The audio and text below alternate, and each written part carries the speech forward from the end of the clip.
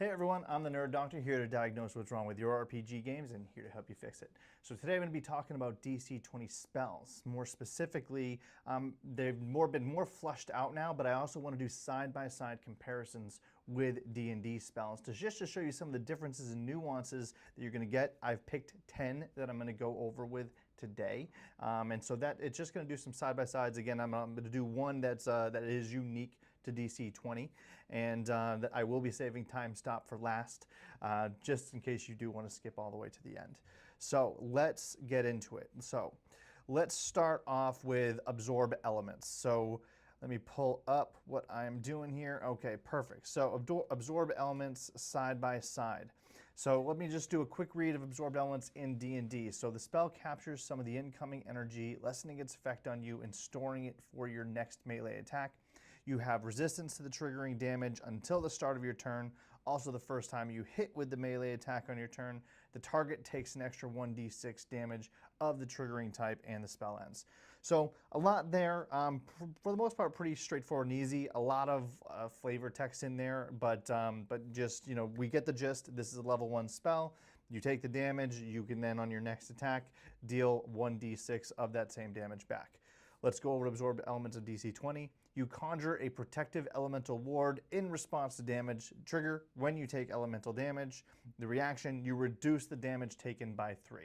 Okay, so no reaction on the attack, but very simple and straightforward. It costs 1 mana point. Now, there are no levels of spells in DC20, so if I were to kind of call it a level, this would be a level 1 spell, because anything that doesn't cost mana points, you might think of as a cantrip or level 0. Some cost 1 action point, some cost 2.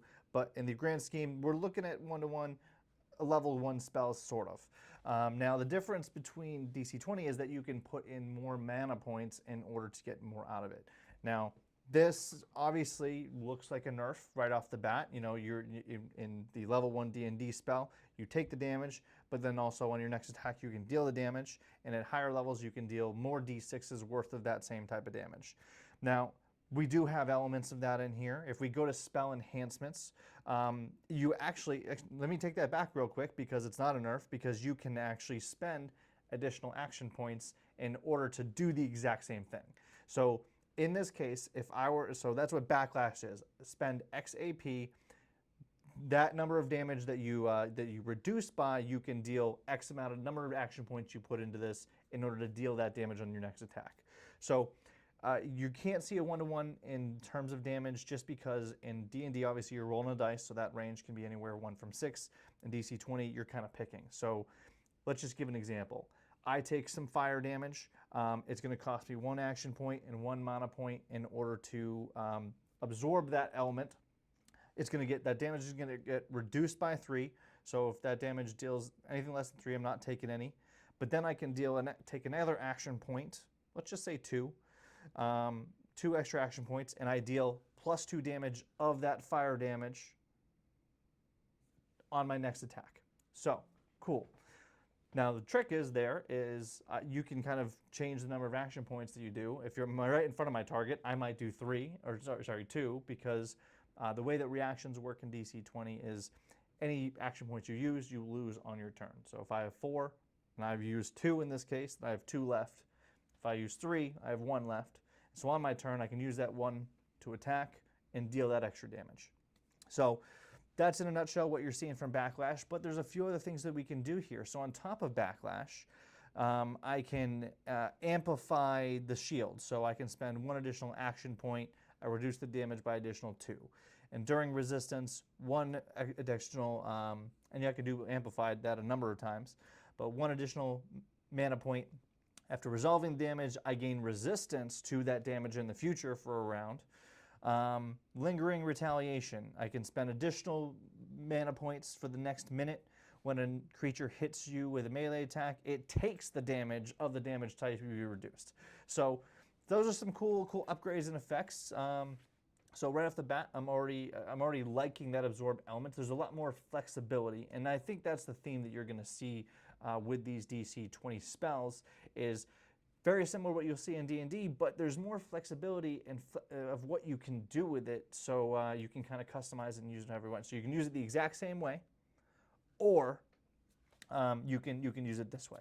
Now, the only thing that I am seeing here that you could say is a nerf is obviously at higher levels of the absorb element, you're dealing amplified more amounts of damage.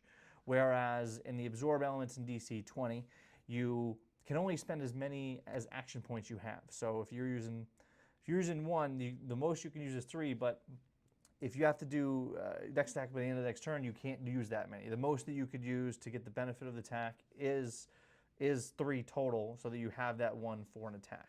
So you don't have the amplifying damage effect of the absorb elements, but there are some other cool benefits you get. And maybe that changes. Maybe he decides, you know what, maybe I'll make it mana points in the future, and that way you can amplify it with additional damage mana points in the future. So that's cool. So that's absorbed elements. The next one that I'm going to be going to is Bane.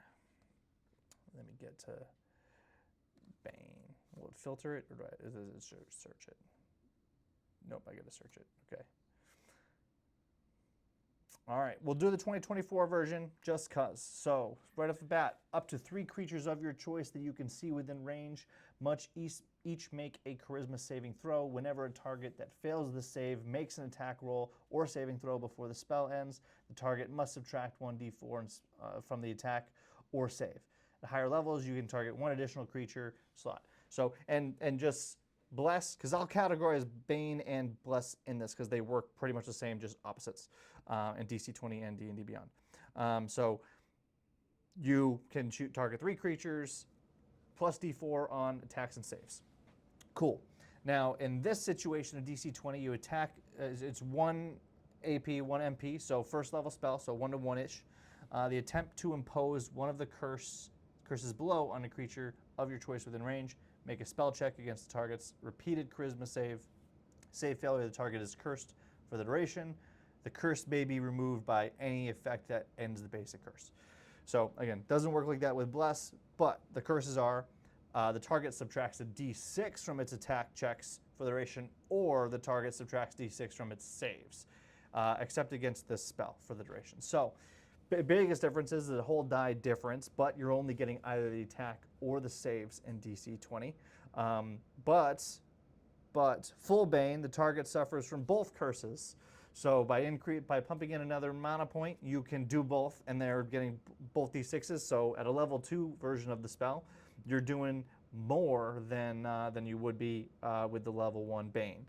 Now, obviously, this attempt imposes one of the curses on a creature of your choice. So this is a single target creature versus up to 3 creatures, but targets, so you can spend additional action points and additional mana points to target additional creatures within range. So the AP cost of this enhancement can't be paid for with MP. See mana points enhancement. So you can still get the same flexibility with the Bane that you're trying for in Bane.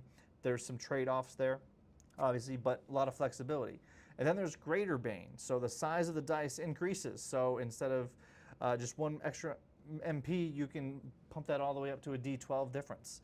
So that can really make a difference at higher levels for sure. And then the other thing that I didn't mention was range. So the range of the spell increases by 5 spaces. So you can increase it by up to 10 spaces if I'm reading that right. So there you go. There's your side-by-side with Bane.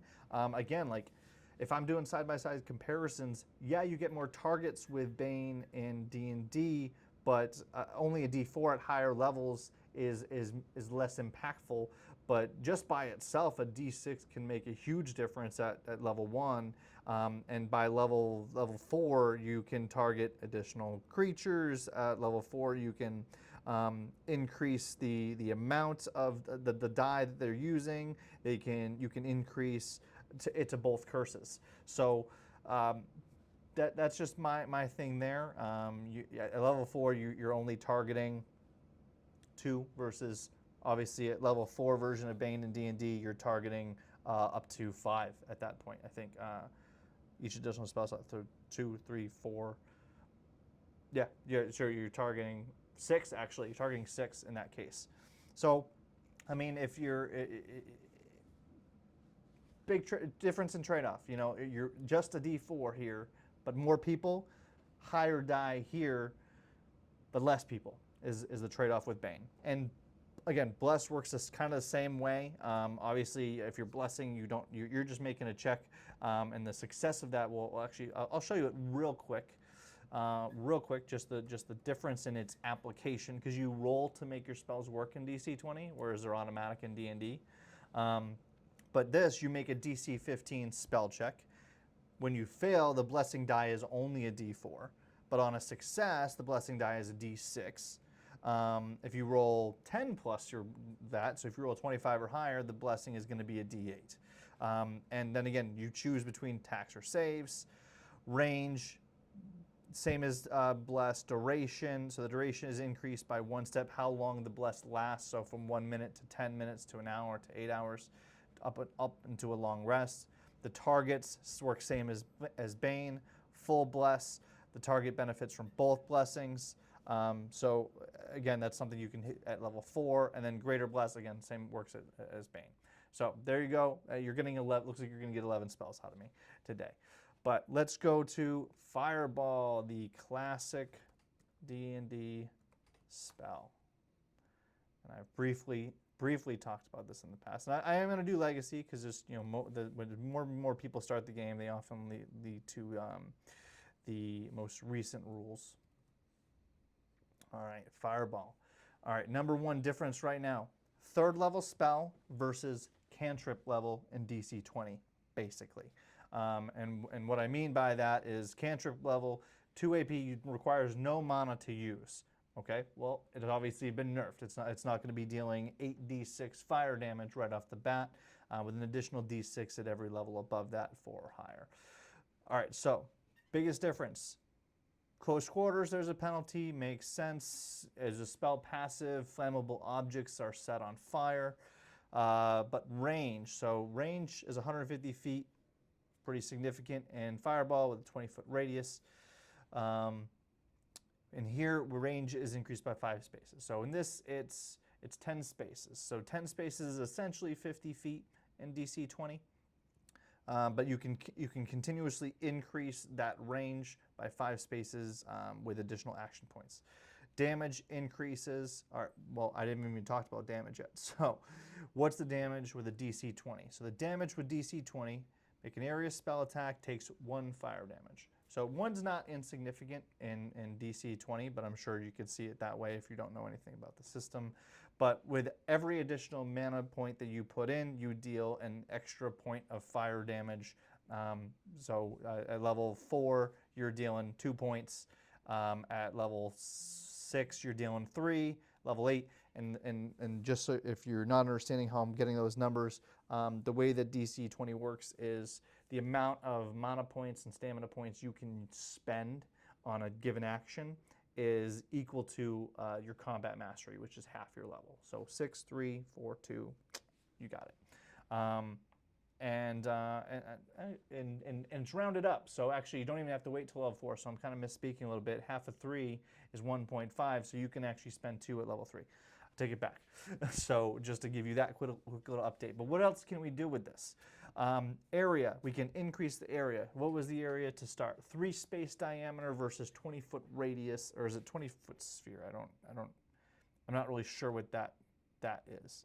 20-foot radius. Okay, 20-foot radius versus 3 space diameter. So 3 space diameter, that is, not 20 feet. It's not as big, but again, you're nerfing. You have a third level spell versus basically a cantrip level in DC20.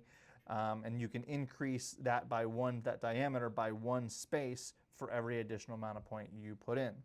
Burning, you can increase, you can make the targets make a physical save, otherwise they suffer the burning condition, which will take 1 point of fire damage at the start of every turns. Smoke, the area becomes fully concealed by thick black smoke. Creature in the area that can't hold their breath begins suffocating. Smoke lasts for 1 round or until the wind blows it away.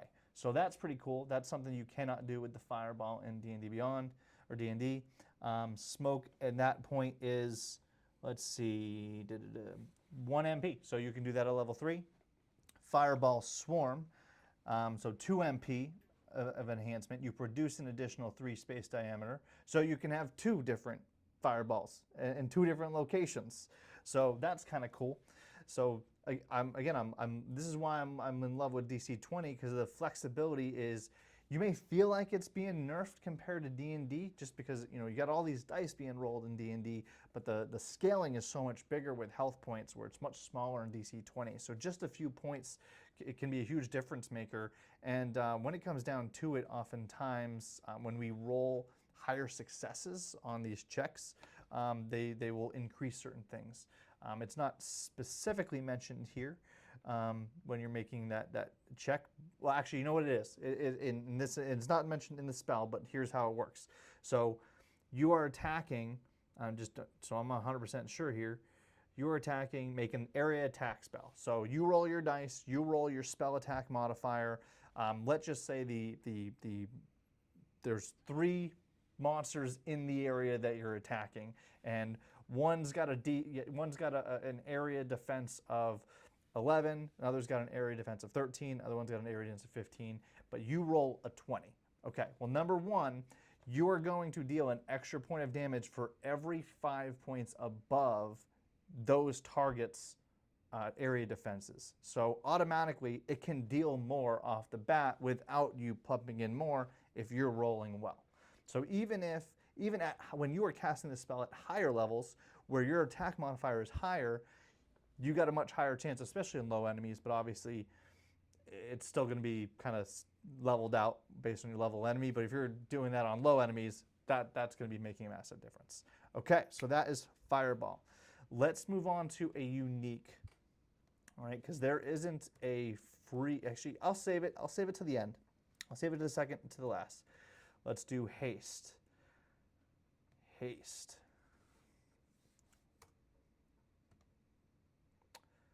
All right, Haste, concentration. So so we gotta bless this concentration. This is concentration. Bane's concentration.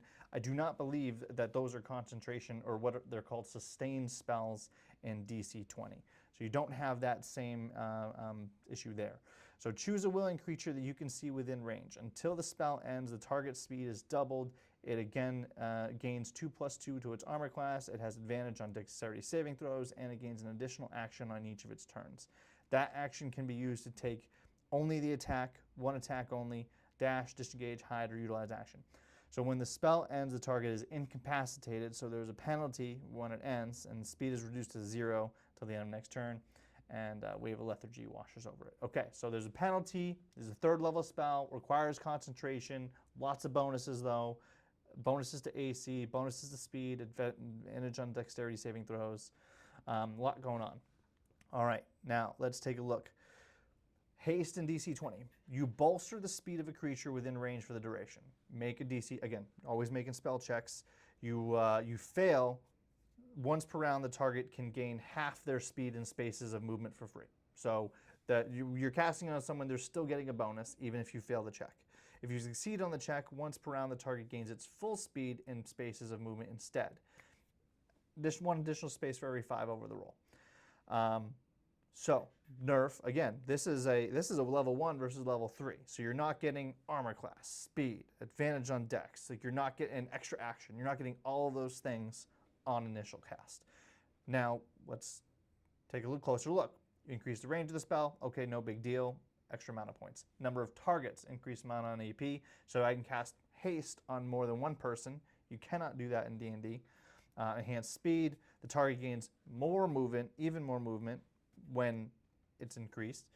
Phased movement. The target can move through other creature spaces. Other creatures are considered difficult terrain. So you don't have to worry about losing speed going through those types of spaces. Disengage, the target gains the benefit of the disengage action, so you cast this on them, they get speed, and they can not worry about opportunity attacks. And reflex, the target gains advantage on agility checks, so same as advantage. So the only thing that you aren't seeing as a part of this haste is additional actions. That's essentially, and an armor class. You're not seeing those benefits as a part of this spell, even when you enhance it, which, to me, okay, those are really cool. Level 3 spells are really cool in D&D. But again, you have all these flexibility. Like, you're basically giving them you're giving them those other actions. So obviously you can use that action to get the disengage action with D&D. You can use it to give them dash, so that's the extra speed. They can obviously use those actions anyway, but especially, and the reason why I think it's not as harped on in the DC20 is because you have 4 action points in DC20.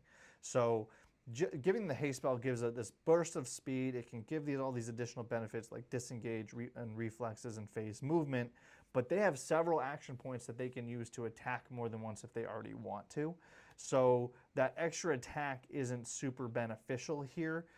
The only thing that I would say that could be really beneficial is if you gave as a part of haste, potential enhancement, potential not, but you gave as a part of the enhancement is a way for them to not have the second action penalty. Like if you take the same action more than once in DC20, you get disadvantage on it. So if I attack and I attack again, same attack, there's disadvantage. So a possible enhancement that I could see here that would be really cool is they don't have that disadvantage on their attack when they hit it. But I don't know how that would be measured. 1 MP maybe, but that's just me. All right, so that's haste. Now let's go to heal. Now, is there a specific heal spell? Okay, there is. 6th level. Okay. Now I'm going name to name, so take that for what it's worth. There is a close wounds. Obviously, you can see. So heal is obviously a tag. So we got healing wave, life transfer, mass heal, regenerate, spirit link. All of these have healing effects to it. There's several healing spells in D&D. Heal is probably going to be the closest to a level 1 type situation anyway. So let's just take a look at what we got. So you heal a creature within range, make a DC 15 spell check as usual. The target regains 2 hit points. The success, the target regains 3 hit points. So this is a range spell. You do not have to be in touch for this. Target regains additional HP for each success over. A crit success is an additional 2 HP. So cool. So even on is there a failure? You regain 2 on a failure, 3 on a success. You enhance it with a repeatable action point. You can increase the range if your ally is far away. You can do that up to 2 times. Increased healing. Pour an additional mana to increase the healing even more, 2 additional HP. And then chain heal. Choose 1 additional target within 3 spaces. So if everyone's kind of close, you can target multiple people. So very cool and flexible. Let's look at the level 6 heal, which you wouldn't even see in any half caster, and wouldn't see till higher levels of a full spellcaster in D&D. But choose a creature that you can see positively restoring 70 hit points. This also ends blinded, deaf, and poison. So the difference that I'm seeing is there's no benefits to basically getting rid of conditions with the heal in DC20, but still you see a lot more flexibility in what it's doing and enhancing and everything like that. Obviously increases more heals with higher levels. Hard to gauge the difference just because I don't know what the scale is of 70 hit points in D&D versus 3 hit points in DC20. Like I said, it's a smaller pool, so just take that for what it's worth.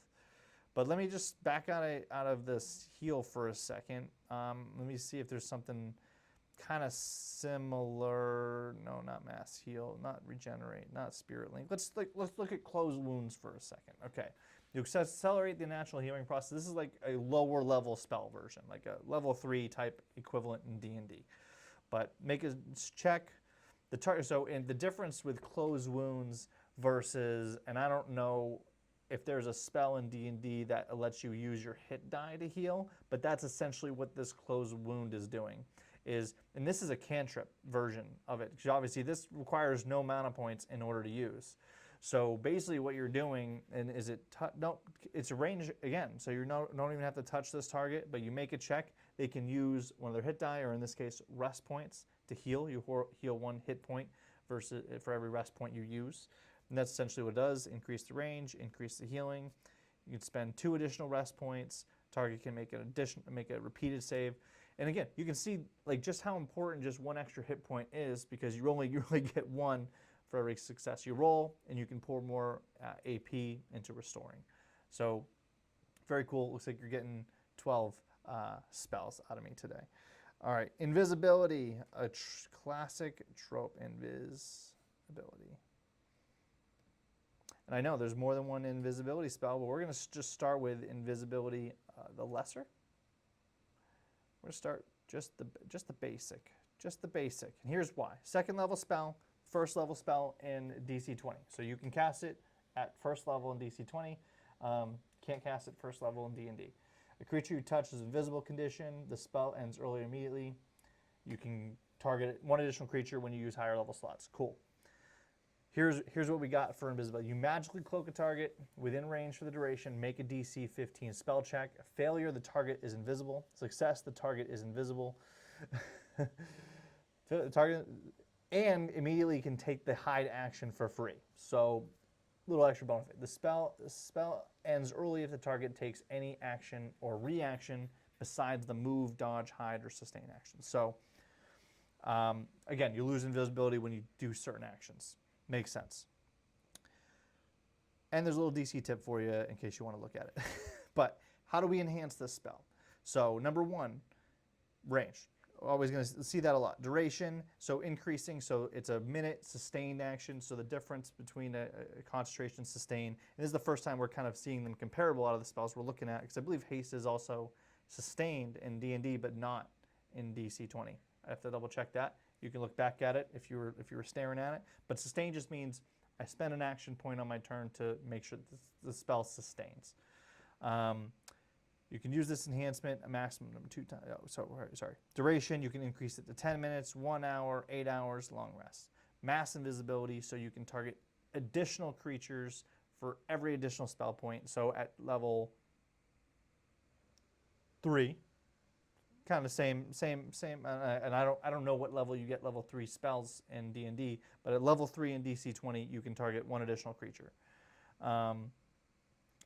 Choose 1 target. The spell no longer ends early when they take it. So you had lesser invisibility. First, you had to have invisibility, and then later, if you wanted to benefit from this whole no action thing, you needed greater invisibility. So big thing to know here is that it's all in one spell in DC20. And this is one of the reasons I wanted to show off one of these, is because you're seeing 2 spells in one, and even more than that because of the spell enhancements. In D&D, you needed like multiple versions of a spell, like let's take command, like or charm creature, or charm monster, or hold person, or hold monster. Like those situations are one spell in D&D, and you just get it at higher levels. You don't have to get another spell in your inventory known in order to be able to use it. So moving on to elements, and I know I'm moving quickly because I don't want to spend an hour. Oh wait, no, sorry. Mold Earth. I really wanted to hit this one. I know it's a cantrip, but I think there's some really cool differences here that we want to talk about. So both are cantrips. Both are level 1 AP versus 1 action. So really, really in here. Area, 10 spaces versus 30 feet. I'm not really cared about that. 10-foot cube. And so here's what you can do with it. You can choose a portion of dirt, 10-foot cube. You manipulate it in the following ways.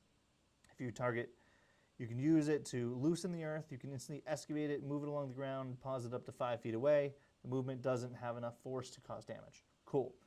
You cause shapes, colors, or both appear to the dirt and the stone, spelling out words, creating images, shaping patterns. Changes last for an hour. Cool. If the dirt or stone you target is the ground, you can choose it to become difficult terrain. Alternatively, you can cause the ground to become normal terrain if it is already difficult terrain.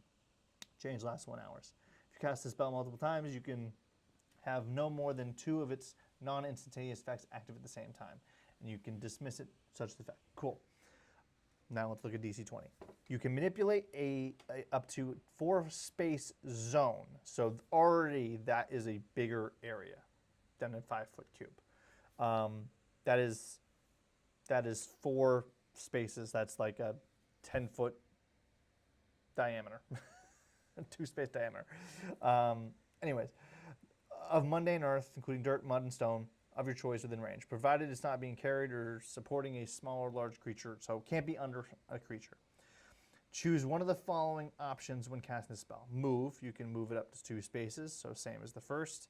Any creature, object on the earth, move with the dirt. Okay, unless you or the creature choose otherwise. If they, hold on, that seems like a counterintuitive. If it's not carried or supporting a small or large, I don't know what that means. Those two things seem counterproductive. I'll have to check on that. If they remain in the same space where there's no ground to support them, they begin a control fall. Interesting. So maybe you target it, and once they go on the dirt, then you can move it. I'm not sure.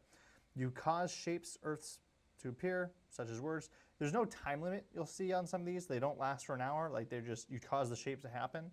Difficult terrain, you can cause space. Choice of difficult terrain. A creature can spend 1 AP to clear 1 space of difficult terrain created by in this way. So a creature finding a difficult terrain can clear it with 1 action point. That's important.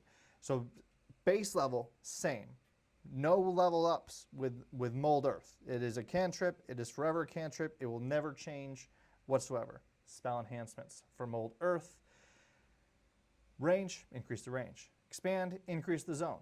Manipulate stone. You can also manipulate compacted earth or stone. Precise construction. You can select multiple options when casting the spell. You don't just have to choose one. You can manipulate the earth into an exact form you wish. This can be used to repair structures or produce your own unoccupied spaces. Cool. Heavy excavation. You can move or supporting creatures or objects 1 size larger, small, medium. Oh, okay. I'm now understanding the first sentence real quick. So it's denoting sizes. So it's not being, as long as it's not being carried or supporting a small or large creature. So if you have a tiny creature or smaller, you can move it. With the upgrade, you can now move it under small or large or medium creatures. Unstable earth, creatures in the area must make an agility save, they fall prone. So this is kind of like, again, seeing a couple, like Tremor Sense or Earth Tremor. Like those are 2 spells that are involved in the same category that's all been rolled into one with Mold Earth. Very cool. All right, Revivify. We are getting close. We are getting close to that time stop moment. Revivify, perfect. Notice mine, DC20, Revivify, works a little quicker. Now, maybe it's just because there's a lot more spells in D&D.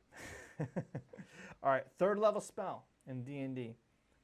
3rd level spell in DC20. Costs 2 MP. You won't be able to cast it until you are 3rd level. I'm assuming that's intentional. Don't want to revive characters too early.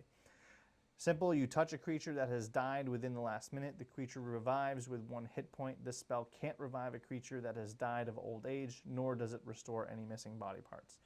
Cool. You attempt to bring a creature back to life. Choose the corpse of a creature that died a maximum of 1 round ago within range. Make a DC 10 spell check. Success, the creature comes back to life with 0 HP. On death's door, success by 5, they come back with additional hit points. So there's 1 hit point with Revivify.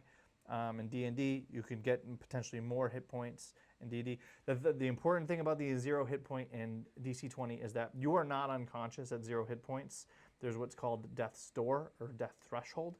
So you go into the negatives. At those levels, you only get 1 action point a turn. But so you're still acting, but you're not unconscious. Is really what I was trying to say there.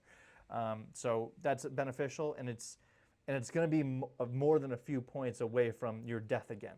So at 1 hit point, you're 1 knock away.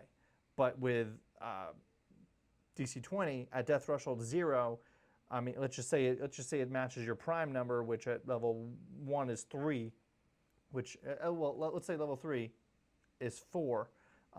You still have 4 more hits that you could take before you're dead. Okay?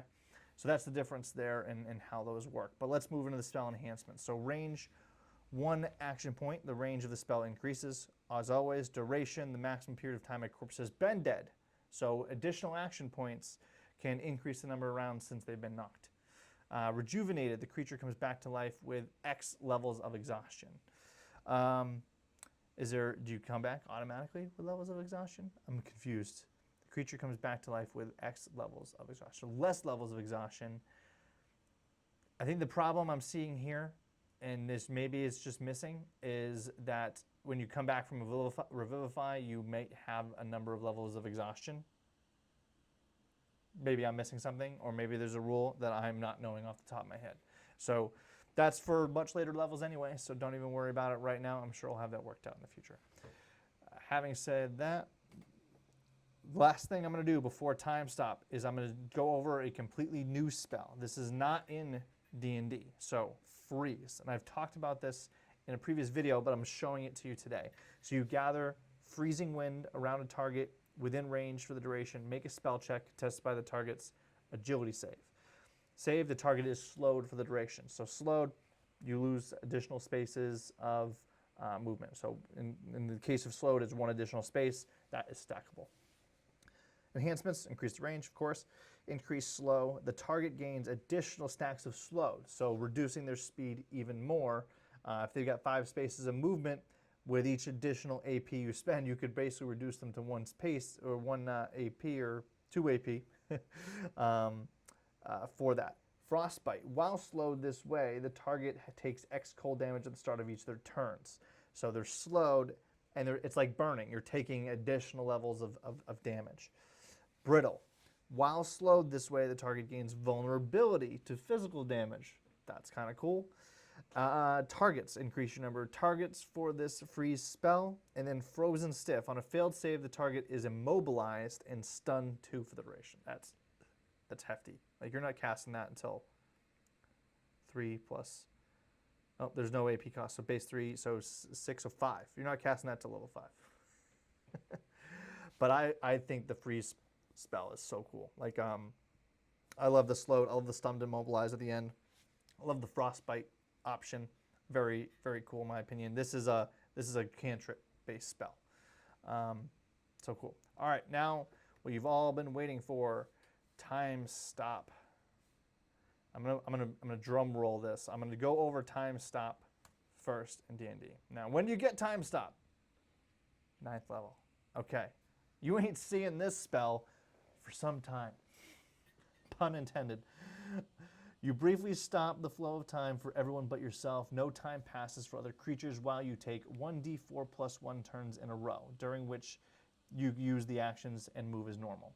Spell ends if one of the actions you use during this period, probably helped if I spelled it right, or any of the effects that you create during it. So affects a creature other than you or object being worn or carried by someone other than you. In addition, the spell ends if you move to a place more than 1,000 feet from the location where you cast it. So I'm seeing a lot of limitations with the time stop, but like so number 1, I'm rolling a d4 to see how many turns in a row I get.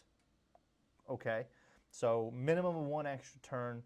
In this case, how I see that is I get an extra action, bonus action, movement is how I see that. At least minimum, minimum 2 because of the +1. So, okay. But any interaction with a creature other than you or an object being worn or carried by someone other than you ends it. Or any effects that you create during it. Okay? Okay? Fine. Level 9 spell.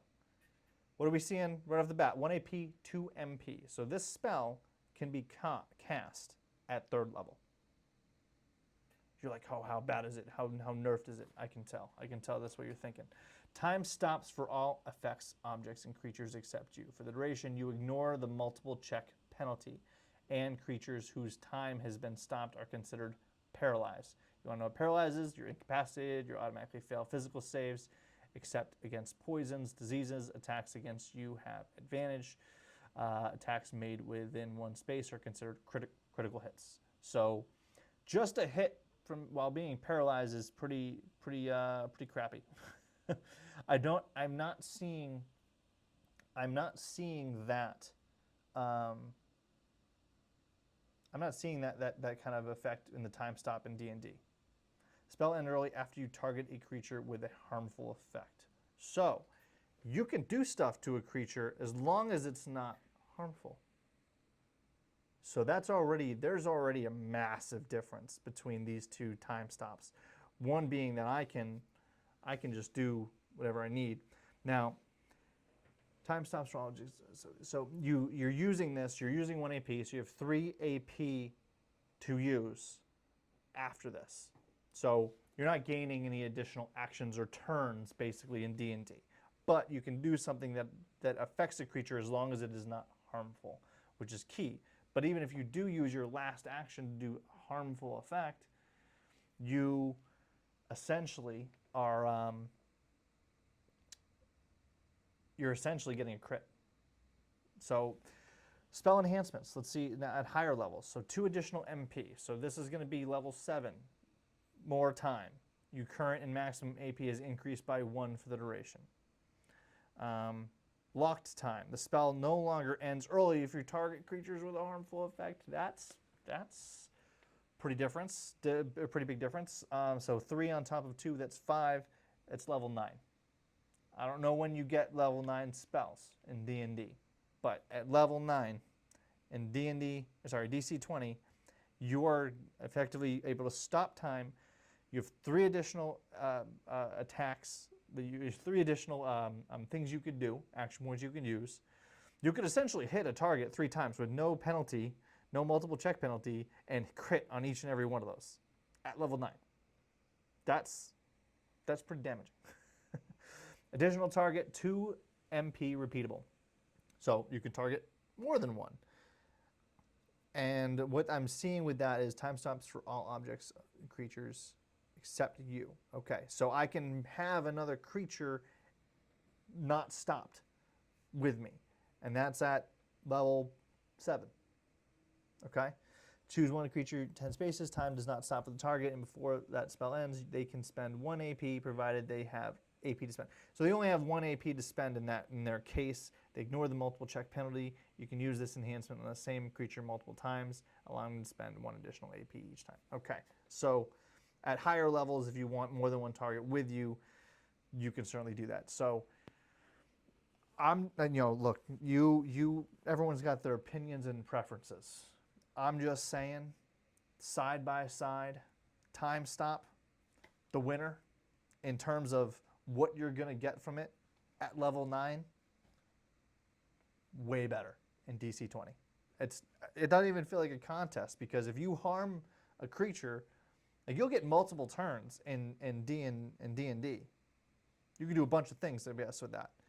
But the spell ends if one of the actions you use during this period or any effects that you create during it affect a creature other than you. So if it affects another creature, so great. Like, I know those situations where you're a wizard and you just pump in a bunch of like defensive buffs and all that. Like, you can do all of that, but only to yourself. And great, that's scary. But as long as they're not harmful, you could boost up your entire party. Just saying. This is just my, like, if you disagree, leave it in the comments. Certainly do appreciate it. I do appreciate you guys sticking around. It's one of the longer videos I've done in a while, but I really wanted to do this side-by-side comparison and show people what I'm working with here in terms of what DC20 spells are offering, how usable, how customizable they are, and just how much fun they can be. You really, I talk about being like the spell architect in my previous video, because you're not just given a generic like spell with a description and like that's what you're doing with it. Like, you're doing exactly what the spell says. There's nothing wrong with that. People love simplicity. But in DC20, you are an architect. You are taking a spell, and as you level up, you are finding ways on how you can build up that spell and use it in so many different ways. So it just makes the strategy so much more fun. And if you're someone who is a very simple, straightforward player, you don't have to think like that. But if you're someone who does enjoy thinking like that, your creative juices are just going to get their money's worth with DC20.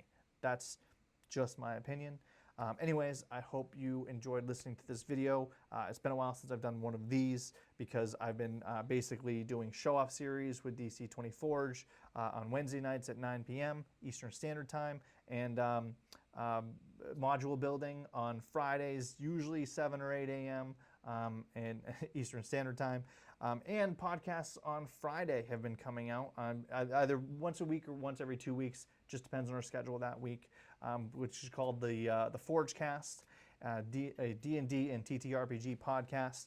And really nothing to do without mechanics. It's more about concepts that help increase, campaign fun is really what we talk about. You can check it out on any place to listen to podcasts. You can check it out on our YouTube here. So please feel free to enjoy those. Don't forget to hit a like and subscribe if you want to hear more about the content I'm coming out with and are enjoying videos like this. So again, thanks for listening, guys. Stay clever and play smart.